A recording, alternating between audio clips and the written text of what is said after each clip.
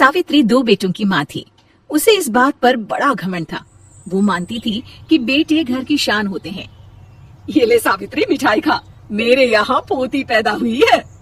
ये सुनते ही सावित्री मुंह बना के कहती है, अरे तू तो लुट गई, बर्बाद हो गई, तेरे यहाँ लड़की पैदा हो गई। अरे तू ऐसा क्यों कह रही है, मैं तो बहुत खुश हूँ।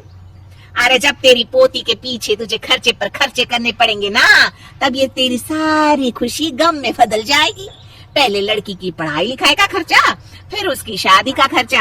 अरे आजकल की शादियाँ कितनी महंगी हो गई है, गहने बनाओ, लाखों रुपए पानी की तरह बह जाते हैं। लड़कियाँ तो सिर्फ खर्चा करवाने के लिए ही पैदा होती हैं।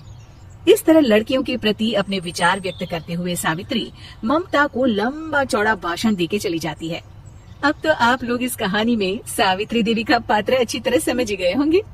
कुछ समय बाद सावित्री की बड़ी बहू भी एक लड़की को जन्म देती है। फिर क्या था, सावित्री पूरा आसमान सर पर उठा लेती है। हे भगवान, ये तू मुझसे किस जन्म का बदला ले रहा है? अरे मैं तो मंदिर में रोज आकर तुझसे कहती तो थी कि मुझे एक पोता चाहिए, और तूने मुझे पोती दे दी। इतनी मिठाइयाँ और प्रसाद चढ़ाने का क्या फायदा हुआ? तभी सावित्री की बहू निशा कहती है, क्या माँ जी, आप भी इतनी सी बात पर नाराज हो गई हैं? देखिए तो आपकी पोती कितनी सुंदर है, बिल्कुल आप पर गई है। अरे चुप कर, तुझे 9 महीने इतने महंगे महंगे काजू बादाम फल फ्रूट खिलाने का फायदा क्या हुआ? मेरे तो सारे पैसे बर्बाद हो गए। ये सुन सावित्री का बड़ा बेटा अजय कहता है, माँ, तुम सिर्फ नाम के लिए 2020 में रहती हो। असल में तुम्हारा दिमाग सैकड़ों साल पुरानी सोच रखता है। आज के जमाने में लड़का और लड़की में कौन फर्क करता है। मैं तो बहुत खुश हूँ कि भगवान ने मुझे लक्ष्मी के रूप में बेटी दी है। लेकिन सावित्री पर अजय की बातों का कोई असर नहीं होता।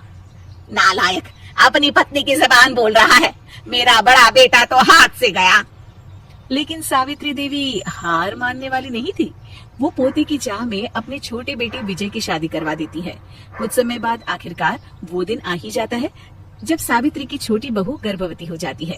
सावित्री इतनी खुश हो जाती है कि वो बच्चे के जन्म से पहले ही सारे मोहल्ले में ढिंढोरा पीटने लगती है। ये क्या सावित्री, तू तो पोते के जन्म से पहले ही मिठाई बांट रही है। पहले पोता पैदा तो होने दे, और फिर क्या पता अगर पोते की जगह पोती पैदा हो गई तो। ये सुन सावित्री चिढ़ जाती है। अरे अपनी काली जबान मत चला, मेरी मिठाई खा के मेरा ही बुरा सोच रही है। बड़ी आई, ला मेरी मिठाई वापस कर।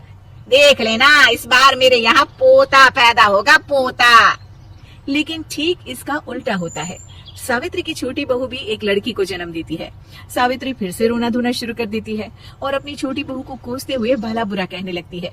देखते ही देखते ये सावित्री की रोज की आदत हो जाती है।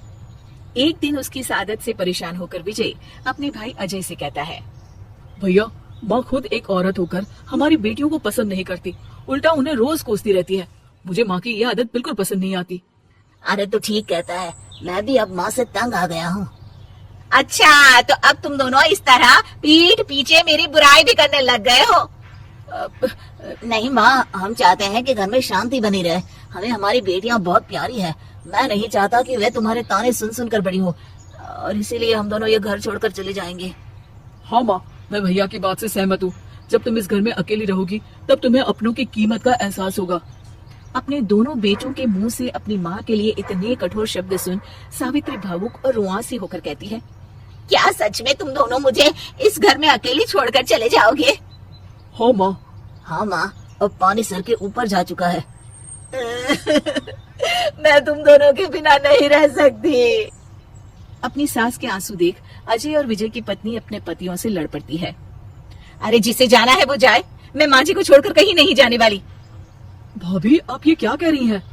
वही जो तुम सुन रहे हो। दीदी बिल्कुल सही कह रही है।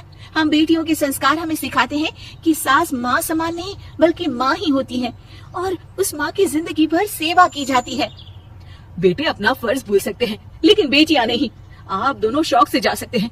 माँ जी, हम दोनों के रहते आपको किसी बात की फिक्र करने की जरूरत नहीं। फिर क्या था, सावित्री के ऊपर छाए बेटों के घमंड के बादल उसकी बेटी स्वरूप बहुओं के तेज के आगे आंसू के रूप में परिवर्तित होकर सावित्री की आंखों से बहने लगते हैं, और वो उन दोनों को गले लगा लेती है। मैं जिंदगी भर बेटियों को कोसती रही, लेकिन आज तुम दोनों को देख मुझे समझ आ गया कि बड़े अभागे होते हैं वो लोग जिनके घर बेटियां नहीं होती।